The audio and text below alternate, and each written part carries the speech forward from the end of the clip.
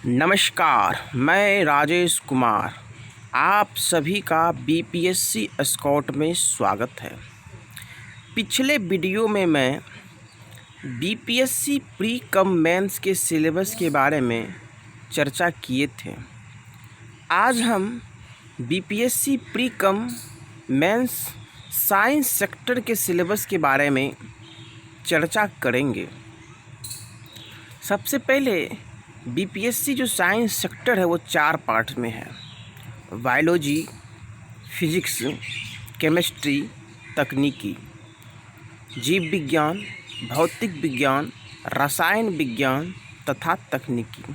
साथ व साथ गणित के बारे में भी चर्चा करेंगे, इसे हम समान योग्यता के नाम से जानते हैं। जीव विज्ञान में कौन कौन सा टॉपिक पढ़ना है, भौतिक विज्ञान में कौन कौन सा टॉपिक पढ़ना है, रसायन विज्ञान में कौन कौन सा टॉपिक पढ़ना है। सबसे पहले जीव विज्ञान में जीवों का वर्गीकरण, कोशिका, मानव शरीर, जैव विकास, आनुवांशिकी, वनस्पतिक विज्ञान, पारिस्थितिकी, मानव शरीर के तंत्र, पोषक पदार्थ, पोषण, मानव रोग, विविध।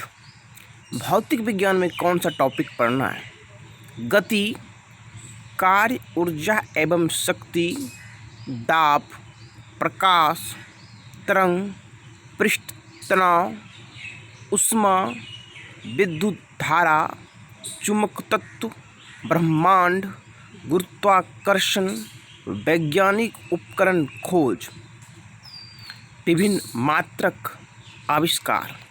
रसायन विज्ञान में कौन कौन सा टॉपिक पढ़ना है, पदार्थ, परमाणु, गैस, तत्वों का आवर्ती वर्गीकरण, रासायनिक बंधन, अम्ल, क्षार एवं लवण, विलयन, कार्बन, धातु, अधातु, मिश्र धातु, विविध। एक और सेक्टर है छोटा सा तकनीकी का। इनमें 3 चीज़ें पढ़ना है, भारतीय अंतरिक्ष अनुसंधान, भारतीय परमाणु अनुसंधान, भारतीय रक्षा अनुसंधान। इतने सिलेबस सीमित है। मैंने तकनीकी के बारे में जो वर्णन किए हैं, इससे रिलेटेड क्वेश्चन 2-3 क्वेश्चन पूछ देते हैं। जैसे कि अभी कोरोना के रोकथाम के लिए, कोरोना के बचाव के लिए भारतीय तकनीकी का क्या योगदान रहा, भारतीय भारतीय रक्षा अनुसंधान से क्या बना, डीआरडीओ ने पीपीई किट बनाए, उसके बारे में थोड़ा फेस शील्ड किसने बनाया, रोबोटिक्स के बारे में, सैटेलाइट के बारे में, इसके बारे में कुछ नए लेटेस्ट करंट रिलेटेड क्वेश्चन होते हैं जो कि तकनीकी से संबंध रखते हैं। अब हम चर्चा करेंगे बीपीएससी में जो साइंस सेक्टर है, कौन सा उसके लिए बुक सफिशिएंट है, कौन कौन से बुक मुझे पढ़ना है। सबसे पहले एनसीईआरटी को पढ़ना है। एनसीईआरटी का आप गहन अध्ययन करना है आप सभी को। एनसीईआरटी के बाद आप लुसेंट समान विज्ञान, जो कि एनसीईआरटी के जो नए शब्द नए जो आप देखेंगे, एनसीईआरटी के जो भी कंटेंट होते हैं वो आपको लुसेंट समान विज्ञान में मिलते जाएंगे। जब आप एनसीईआरटी नीचे से ऊपर लेवल तक के पढ़ लेंगे तो आपको लुसेंट समान विज्ञान, या तो इसके अलावा आपके पास कोई भी पर्याप्त विज्ञान का मटेरियल है, साधन है, आप उसको अच्छी तरह से समझ सकते हैं। उसके बाद हम घटना चक्र के बारे में वर्णन करेंगे। घटना चक्र में स्टेट पीसीएस का क्वेश्चन बैंक है। जब आप एनसीईआरटी और लुसेंट को पढ़ लेंगे तो आप घटना चक्र को भी देखेंगे तो आपको पता चलेगा कि मैंने इतना जो पढ़ाई की है एनसीईआरटी और लुसेंट, उससे आपको कोरिलेट मिलेगा। घटना चक्र में मिलता जुलता क्वेश्चन जो पूछा है बीपीएससी, उसका आंसर उसमें होगा। मैंने लिखा है 3 प्रकार के बुक को ही अनुसरण कीजिए तथा इन्हीं तीनों बुक को अधिक से अधिक बार आप दोहराइए। इसके अलावा कुछ है ही नहीं। इसके अलावा आपके पास मटेरियल है तो कोई बात नहीं, उसका आप अध्ययन कर सकते हैं, परंतु आपके पास पर्याप्त समय हो। लेकिन मेरा कहना ये है कि आप ये तीनों जो बुक्स मैंने बताया, एनसीईआरटी, लुसेंट, घटना चक्र, आप तीनों पे गहनात्मक रूप से अध्ययन करें। इसके बाद हम चर्चा करते हैं कौन कौन सा एनसीईआरटी में बुक पढ़ना है, नहीं पढ़ना है, उस पे हम अच्छी तरह से चर्चा करते हैं। अब चलते हैं एनसीईआरटी 6 to 12। हर एक यूट्यूब चैनल वाले कहते हैं एनसीईआरटी 6 से 12 पढ़ना है, 6 से 12 पढ़ना है, 6 से 12 पढ़ना है। 6 से 12 में नया पढ़ना है कि पुराना पढ़ना है, कौन अपडेटेड वर्जन पढ़ना है, कौन सा बुक पढ़ना है, उसके बारे में चर्चा करते हैं। साइंस में फिजिक्स, केमिस्ट्री, बायोलॉजी। क्लास 6 का साइंस आता है new, class 7 science new, class 8 science new, class 9 science new, class 10th science new, class 12th biology new, unit 7, 8, 9, 10।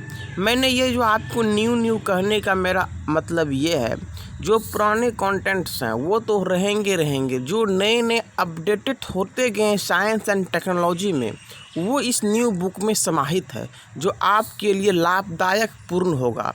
पुराने तो पुराने हैं, नए जो अपडेटेड है, कौन सैटेलाइट लॉन्च हुआ है, कौन रोबोटिक बनाया, कौन क्या बनाया, जो है इन साइंस और तकनीकी में नए का हमेशा प्रयोग होते रहता है। इसलिए मैंने सभी 6 से लेकर 12 तक की जो बुक लिखी न्यू, आपको ये सभी बुक किसी राज्य के राजधानी में या अच्छे बुक स्टॉल में उपलब्ध है। या तो आप अमेजन, फ्लिपकार्ट से भी इसे परचेज कर सकते हैं, या तो व्हाट्सएप ग्रुप मैसेज के थ्रू दिल्ली से ही मंगा सकते हैं।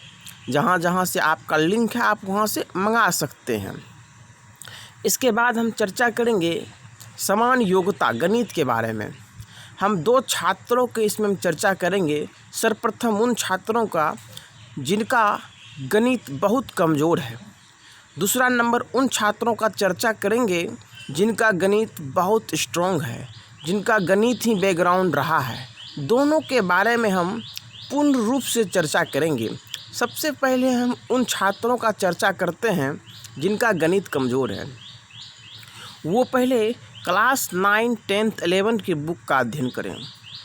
वो अगर एनसीईआरटी पढ़ें, एनसीईआरटी अगर समझ में नहीं आ रहा है तो प्राइवेट पब्लिकेशन की बुक भारती भवन, स्टूडेंट फ्रेंड, केसी सिन्हा की बुक आती है, आप उनको देखें, उनके प्रिंसिपल को देखें, उनकी अवधारणाओं को देखें, उसके बाद उनके सॉल्यूशन बनाने का प्रयास करें। किस तरह से उसका उदाहरण बनाया हुआ उससे चलते रहे। आप जब क्लास 9, 10th, 11th के जो बुक मैंने गणित का बताया वो क्लास 10th से कोरिलेट करता है, सहसंबंध बनाता है। जैसे नंबर सिस्टम, नंबर थ्योरी जो है हमारे 11th में है। उसके बाद कोऑर्डिनेट ज्योमेट्री, कम्प्लेक्स नंबर, त्रिकोणमिति और इंटरमीडिएट 11th में एडवांस त्रिकोणमिति है। इससे सब कोरिलेट करते हैं। उन्हीं टॉपिक को अक्सर ज़्यादा पढ़ना है जो मैट्रिकुलेशन के अलजेब्रा, त्रिकोणमिति, कोऑर्डिनेट ज्योमेट्री, नंबर सिस्टम से कोरिलेट करके 11th वाले सिलेबस में मिलते हैं, एडवांस है जो कि। इस तरह इसका जब आप पूरी तरह से रिवीजन कर लेंगे, उसके बाद आप किरण पब्लिकेशन एसएससी सीजीएल का बुक पे आएंगे। इसमें एसएससी द्वारा आयोजित विभिन्न प्रश्न पत्र होते हैं। सबसे पहले इसमें एलडीसी, एमटीएस, यूडीसी, सीजीएल जो परीक्षा लेती है, सीपीओ, सभी के मैथमेटिक्स का क्वेश्चन बैंक होता है। जब आप एनसीईआरटी पढ़ लेंगे, अवधारणाओं, प्रिंसिपल, उदाहरण प्रैक्टिस कर लेंगे थोड़ा बहुत, तो आप जब इसका एक तरफ से हल करेंगे, आप कुछ में शुरू में समस्याएं होगी, आप उसे हिंट लेके, पीछे से बैक हिंट लेके भी सॉल्व कर सकते हैं। एक बार पीछे से हिंट लेके सॉल्व कीजिए, उसके बाद अपने से पूरी तरह से फ्रेश बनाते रहिए, फास्ट बनाते रहिए। उसके बाद आप इन्हीं दोनों को हमेशा प्रैक्टिस में रखें। मैंने लिखा अधिक से अधिक दोनों बुक को अभ्यास में रखें। इन्हीं बुक पे आप फोकस करते रहें, आपका 10 में कम से कम 8 से 9 गणित के सवाल सही हो जाएंगे। अब उनके बारे में हम चर्चा करना चाहेंगे जो गणित के पूर्णतः छात्र हैं, जिनका बैकग्राउंड गणित से है। सबसे पहले वो क्लास 9, 10th, 11th के प्रिंसिपल, कॉन्सेप्ट, अवधारणा और स्वाधारण, उदाहरण जो उनको नज़र बनाए रखें, देखते रहें। आप वो सवाल को बनाएं जो आपसे नहीं बन रहा है, वही सवाल आपसे एग्जामिनेशन में पूछा जाएगा। आप उसी को फोकस करें जो आप नहीं समझ पा रहे हैं, अभी तक आपसे वो कमज़ोर पार्ट रह गया है, आप उसी पे फोकस करें। आप हमेशा इस प्रैक्टिस में बनाए रखें। उसके बाद किरण पब्लिकेशन की बुक को भी आपको जो यूनिट आसान लग रहा है उसे नहीं बनाना है, जो आपको उसमें टफ प्रॉब्लम लग रहा है उसे घेर घेर के पेन उठाइए, पेज पे बनाइए। इस तरह से आप मेहनत करते रहिए। बीपीएससी प्री में मॉडर्न हिस्ट्री, करेंट अफेयर्स और साइंस सेक्टर का अहम रोल है। अगर तीनों सेक्टर स्ट्रॉन्ग हो जाता है तो आप बीपीएससी प्री के लिए दावेदार हैं। आप बीपीएससी प्री को क्वालिफाई कर सकते हैं। तीनों सेक्टर से अधिकांशतः सवाल पूछे जाते हैं। अधिकांशतः छात्र जब सिविल सर्विस की तैयारी करते हैं तो समान अध्ययन पे फोकस करते हैं। History, polity, geography, current affairs, economics और समान विज्ञान को समान लेके ही चलते हैं, जिसके वजह से प्री में कुछ मार्क्स से रह जाते हैं। इनकी वजह यही है। अगर आपका साइंस सेक्टर स्ट्रॉन्ग है तो आपका प्लस पॉइंट है। क्या जो भी सिविल सर्विस तैयारी करते हैं उन्हें पता होता है कि हमें समान अध्ययन का तो गहनात्मक रूप से अध्ययन करना ही पड़ेगा। इसलिए हमारे प्रिय मित्र, हम आपसे बताना चाहते हैं आप साइंस पे फोकस कीजिए। मैंने साइंस के सीमित सिलेबस का चर्चा कर दिए हैं। इन्हीं दोनों टॉपिक को आप बार बार रिवीजन कीजिए, आपका साइंस सेक्टर स्ट्रॉन्ग हो जाएगा। अब हम चर्चा करेंगे, हम बताना चाहेंगे कि अगले जो मैं नेक्स्ट वीडियो लाऊंगा वो हम बीपीएससी प्री के परिप्रेक्ष्य में साइंस से रिलेटेड क्वेश्चन और उस पे हम कुछ बनने योग्य सवाल पे हम चर्चा करेंगे। तब तक आप बीपीएससी स्पॉट के साथ बने रहें, लाइक करें, शेयर करें, सब्सक्राइब करें।